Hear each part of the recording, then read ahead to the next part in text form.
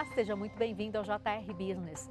O brasileiro é empreendedor. Só no ano passado, 2022, foram abertas 3 milhões e 600 mil novas empresas. Isso depois de um período complicado aí de pandemia, né? JR Business tem o prazer hoje de conversar com o Ivan Lemos Tonetti, que é coordenador de mercados e transformação digital do Sebrae. Ivan, muito obrigada pela tua participação aqui com a gente. Eu que agradeço o convite em nome do Sebrae. É sempre bom falar sobre empreendedorismo com essa população brasileira. E antes da nossa conversa, vale a pena lembrar que todas as terças-feiras, a partir das 7h30 da noite, você acompanha um novo episódio do JR Business pelas plataformas digitais da Record TV. Ivan, quero começar perguntando para você se eu abrir o nosso programa falando uma verdade. O brasileiro é empreendedor? O brasileiro é muito empreendedor, não é pouco não, viu? A gente encontra oportunidade em tudo. Para vocês terem ideia, o Brasil sempre está entre dos países, né, entre um dos países mais empreendedor do mundo, sempre no top 10 ali. Nós estamos falando de uma pesquisa que reúne países do mundo inteiro para justamente entender o comportamento empreendedor. E com isso, a gente chega que a população entre 18 e 64 anos no Brasil realmente, por pesquisa, é empreendedora. Mas olha só, a gente fala de pesquisa e só reflete algo que a gente vê no dia a dia, né? Todo mundo aqui conhece um amigo, um irmão, um primo, enfim. Há muita gente empreendendo no país. E isso é muito bacana, porque o país, ele oferece essas condições. O brasileiro, ele prefere escolher a ser escolhido, né? Então, o que é uma condição interessante? Quando a gente vai para uma empresa, vou trabalhar numa empresa, eu vou me candidatar a uma vaga. A vaga já está lá. Não necessariamente é a vaga que eu quero, né, para mim, que eu tenho como uma expectativa de trabalho para a minha vida, ou para mesmo um curto período de tempo, uma vez que a gente já não fala mais em passar 20, 30 anos na mesma empresa, né? Esse perfil de comportamento empreendedor vem trazer justamente o quê? Uma liberdade maior de escolher com o que eu vou lidar. Então eu acabo transformando meus hobbies em trabalho. Eu gosto de cozinhar, por exemplo, e aí eu passo a abrir um restaurante, um buffet. Eu gosto de prestar serviços de moda, eu acabo trabalhando numa confecção ou algo assim, empreendendo com design e criando minha marca de roupas. Então, o empreendedorismo vem para atender uma necessidade, muitas vezes, e um desejo que a gente tem de fazer o que a gente quer. Agora, o Sebrae tem um papel muito importante na vida de quem quer empreender aqui no Brasil, né, Ivan? E é importante a gente dizer que o brasileiro tem aquele perfil de batalhador, guerreiro, aquela coisa de agir muito pela intuição, e isso pode ser um pouco perigoso, né? Você precisa se preparar para empreender. Conta pra gente qual é o primeiro passo de quem tem essa vontade. Olha, vamos lá, né? Quando a gente fala de empreender, a gente está falando de ter um negócio que precisa olhar para três pontos principais. O primeiro é a operação. Eu tenho que entender como exatamente aquilo vai rodar, né? Pegando o exemplo do próprio restaurante, a gente tem que olhar para as rotinas, né? O serviço, a compra, a venda ali, né? Lidar com fornecedores, a operação de servir, a definição de cardápio. Então, a gente tem uma série de itens que estão muito ligados à rotina de operação e que o empreendedor, muitas vezes, quando ele olha, vou abrir um restaurante, ele não imagina que tem aquele manancial de atividades que ele precisa operar todos os dias, né? Do outro lado, ele também tem que entender sobre gestão, né? Porque uma coisa está ali, pode ser até que ele goste dessa parte já de servir, de preparar e tudo mais, só que ele distancia um pouco disso, ele tem que fazer gestão de pessoas, ele tem que fazer a gestão financeira, né? Ele tem que entender como é que o negócio funciona, de um âmbito um pouco mais estratégico, muitas vezes, que influenciam diretamente na rotina do dia a dia. Uma operação sem uma boa gestão vai ficar muito enfraquecida. E, por fim, existe um outro ponto que muitas vezes é relegado, a gente não consegue perceber ele num primeiro momento, mas que é fundamental, que é o comportamental. A gente está falando sobre o perfil empreendedor. É como a pessoa se posiciona com relação a isso. Ela tem que ter uma dinâmica ali de empreendedorismo, de querer fazer isso, de ter capacidade, competência de buscar a informação o tempo todo, porque você imagina as atualizações que a gente vem tendo no comércio, no serviço, na indústria, no varejo, em qualquer lugar, elas são o que era antigamente, né? Demorava 10, 20, 50 anos para mudar, agora muda em 1, 2, 3 anos no máximo, você já vê tecnologias novas vindo, você já vê modelos de gestão vindo, né? Então a gente precisa estar sempre atento a essas mudanças e buscar com o seu perfil também de relacionamento, de negociação, de liderança efetiva daquele negócio, fazer acontecer. Então, são 3 pontos fundamentais que a gente diz que o empreendedor completo ele precisa ter, e muitas vezes ele até busca num sócio algo que ele não tenha. Então, não necessariamente ele vai ter por completo operação, gestão e o perfil comportamental nele. Mas aí é bom ele sempre buscar isso para complementar, para que a empresa em si possa ter todas as skills que a gente chama, né? Para ter todas essas habilidades numa mesma pessoa ou numa equipe. Então não é porque eu sou uma grande chefe de cozinha, não é o caso, que eu posso sair sem me preparar e abrir um restaurante, né, Ivan? E quais são os serviços que o Sebrae oferece para essas pessoas que querem investir no empreendedorismo? Muito legal, porque o Sebrae pega na mão desde antes da abertura da empresa, ou seja, da identificação desse perfil empreendedor, entendendo o que precisa. A gente tem um dos nossos carros-chefe aqui em produtos oferecidos para o empreendedor que chama Empretec, onde ele se reconhece, é uma imersão que a pessoa sai mudada, ela realmente entende o que é o empreendedorismo, e muita gente fala que sai de lá com a vida alterada, independente, porque muita gente que já empreende também faz, tá? Então a pessoa pode estar num estágio ainda de desejo por abrir um negócio e se autoconhecer nesse sentido, ou já operando e melhorar essas habilidades que ela tem como perfil empreendedor. Então, desde este tipo de produto que lida com o perfil que a gente comentou, mas a gente tem consultorias, cursos, palestras, a gente tem um fundo de aval que facilita o acesso ao crédito. Então, são inúmeras oportunidades que o empreendedor tem, que vai da identificação do perfil, passando pelo auxílio na formalização, né, quando ele precisa de algum apoio, até as melhorias e acesso a tecnologias, porque muitas vezes ele precisa entrar na internet e ele não sabe onde, não sabe com quem, não sabe como, e o Sebrae também auxilia isso com profissionais capacitados, prestadores de serviço, que a gente faz essa aproximação, a rodadas de negócio para fazer com que eles possam vender mais, a aproximação com o governo. Gente, se eu for falar de tudo que o Sebrae oferece, a gente vai usar esse tempo todo só nesse ponto. Mas no decorrer aqui, a gente pode trazer mais informações sobre isso. E são muitos anos de experiência, de história, né, Ivan? O Sebrae existe desde 1972.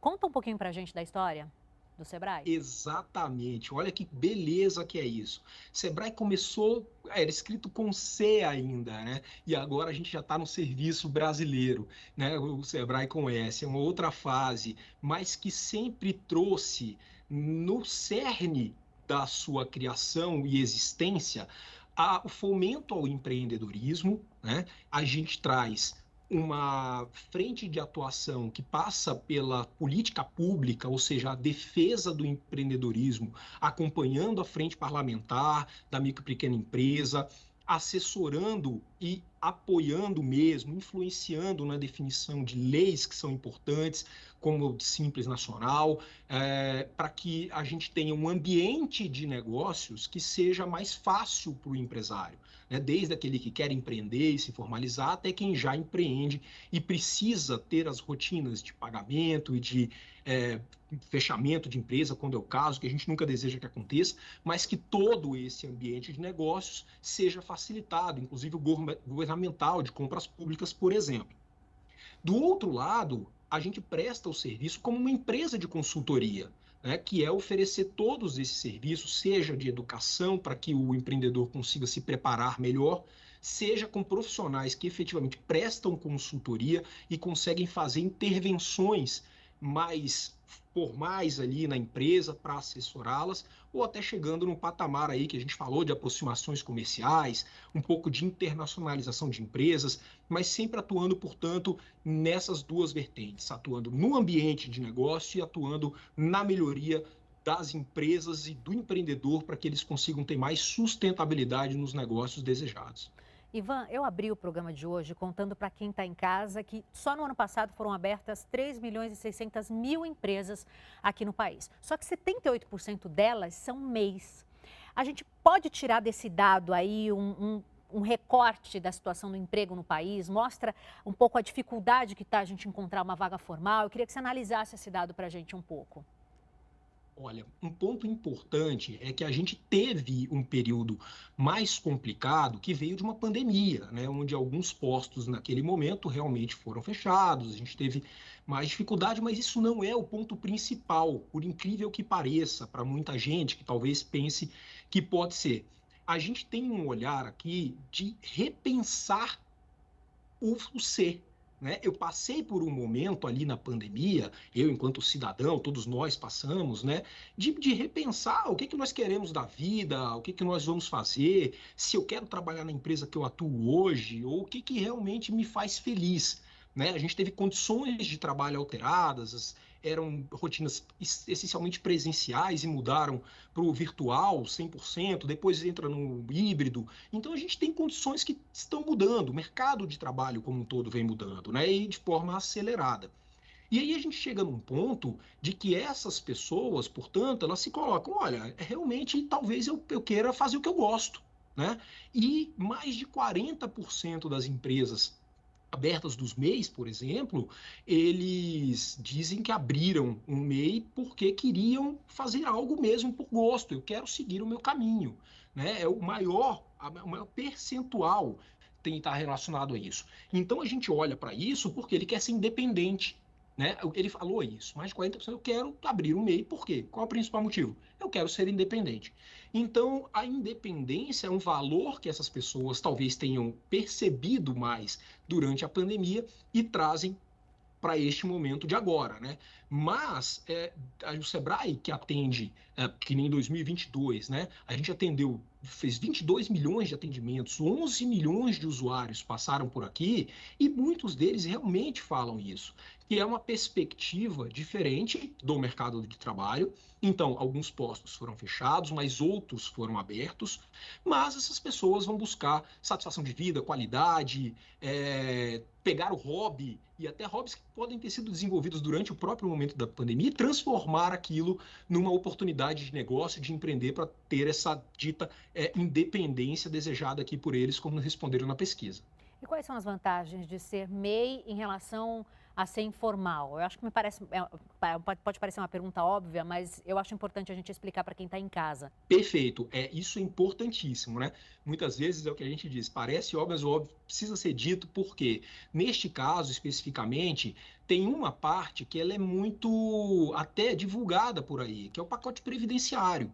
Então, quando a gente fala de ser MEI, nós estamos falando sim de ter auxílio maternidade, de ter auxílio reclusão, de ter uma aposentadoria, seja por tempo ou por invalidez. Então, existe um pacote ali de suporte que é importante para quem não tem um colchão, né? Para quem não está empregado com CLT, com FGTS, por exemplo, é importante ter essa assistência também.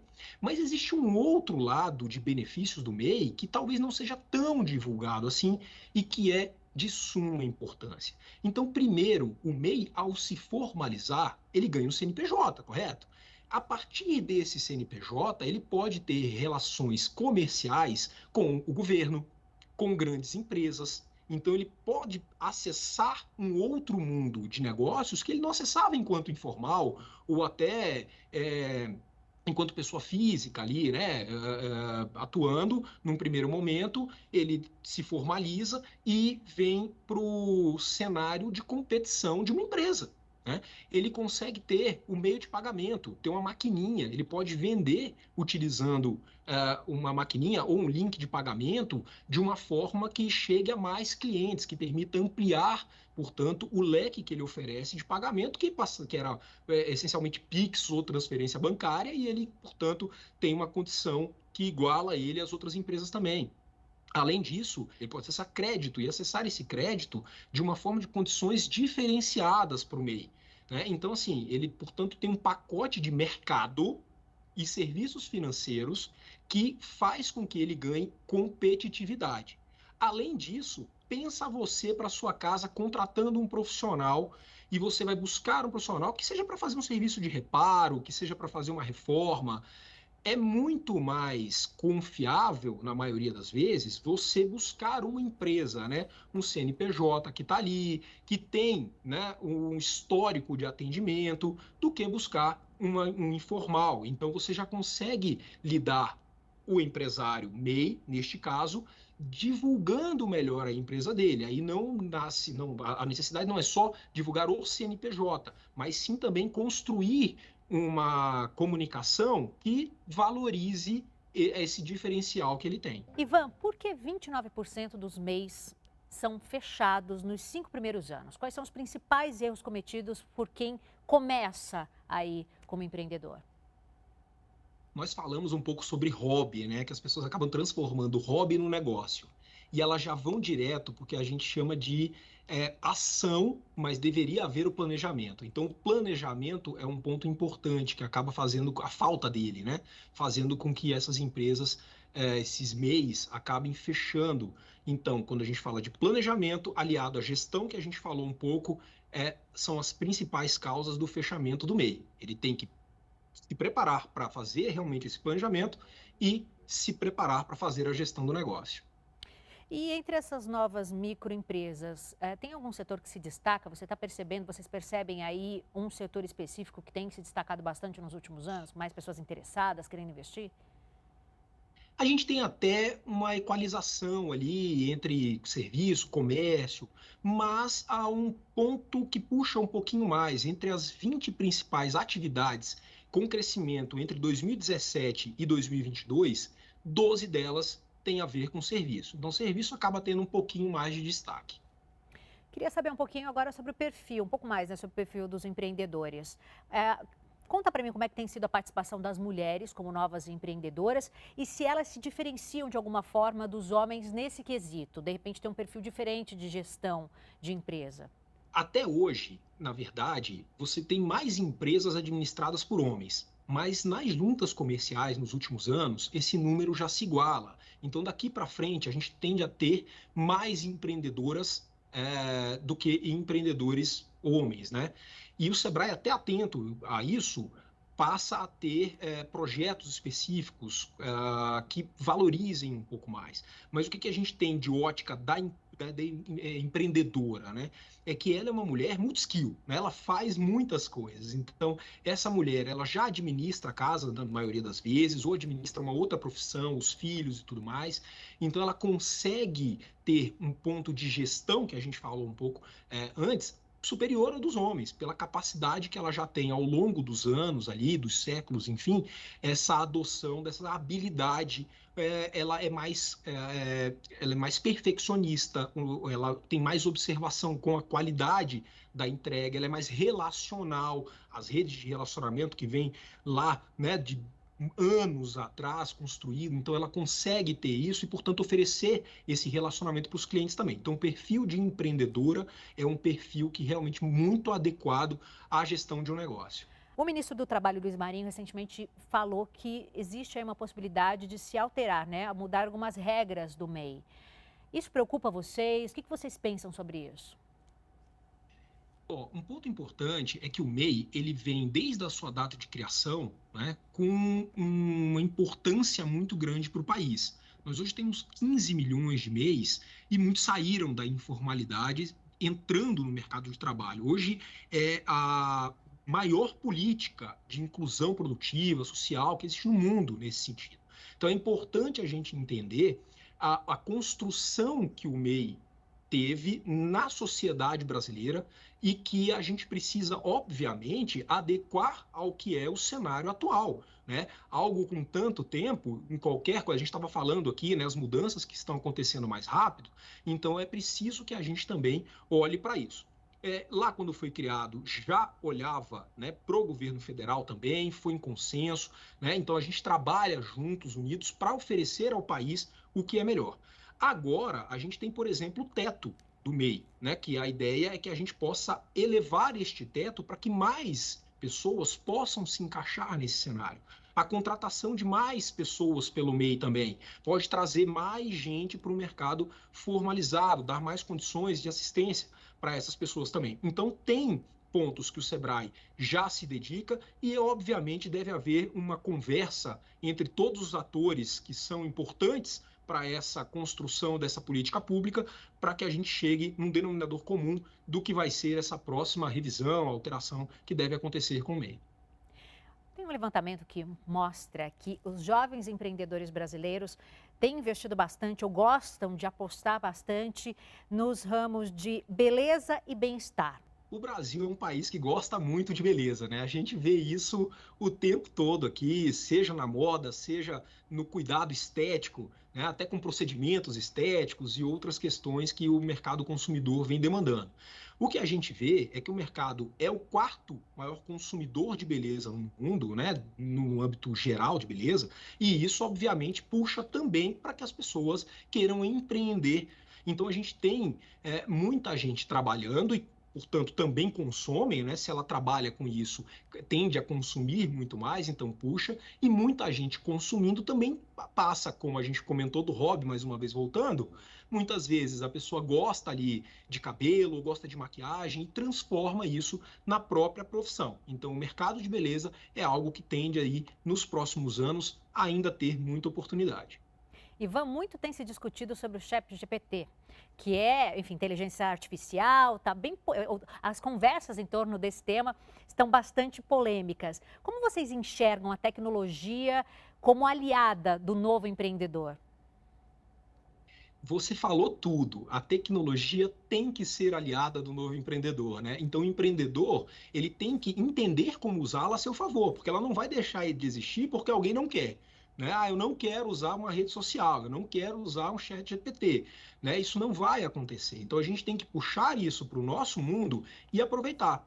O ChatGPT, por exemplo, ele entrega uma rotina muito mais fácil para a gente poder tanto perguntar questões que a gente não sabe e ele acaba respondendo de uma forma muito mais fácil, porque traz a resposta de uma forma mais humanizada, mas também entrega conteúdos que a gente pode ter de diretrizes para utilizar, né? Se eu preciso criar postagens para minha rede social, por exemplo, acaba facilitando o processo. Mas toda tecnologia, assim, a gente precisa entender como que ela pode ser utilizada. Quando as redes sociais chegaram a mesma coisa, como que ela pode ser utilizada? Eu vou buscar a informação, vou buscar profissionais que nos ajudem nisso e, obviamente, o Sebrae está aí tanto para a informação quanto para os profissionais e fica mais fácil até de o empreendedor encontrar o caminho, né? Porque o chat é uma coisa, mas a gente tem que falar de transformação digital num sentido mais amplo, que facilita todo o trabalho, né? Desde a produtividade, utilizando ferramentas que permitam melhorar a rotina, automatizar certas coisas, a indústria 4.0, a gente está falando de inteligência artificial como o ChatGPT, mas a gente está falando de uma série de outras que podem assessorar o dia a dia, a rotina, desde o MEI até uma grande empresa de uma forma que muda completamente o patamar de competitividade deles. Ivan, o empreendedorismo é sempre um tema que rende bastante, né? O brasileiro tem no seu DNA essa coisa por trabalho, por crescer na vida. É muito legal, a gente teria aí muitas perguntas para te fazer, mas nosso tempo, infelizmente, está se acabando. Eu quero agradecer demais, mais uma vez, a tua presença aqui com a gente. Eu que agradeço o convite. Sintam-se sempre à vontade em nos chamar, porque, como eu disse, falar sobre esse tema, fazer com que essas pessoas entendam mais sobre empreendedorismo e como empreender de maneira segura, mais sustentável, é a nossa rotina por aqui. Então, agradeço demais. Obrigadão. JR Business, você já sabe, é o seu espaço para falar sobre negócios, sobre trajetórias de sucesso. Todas as terças-feiras, a partir das 7h30 da noite, você pode conferir um novo episódio nas plataformas digitais da Record TV. Aproveita para curtir, para compartilhar. Quero agradecer muito a tua companhia e até a próxima.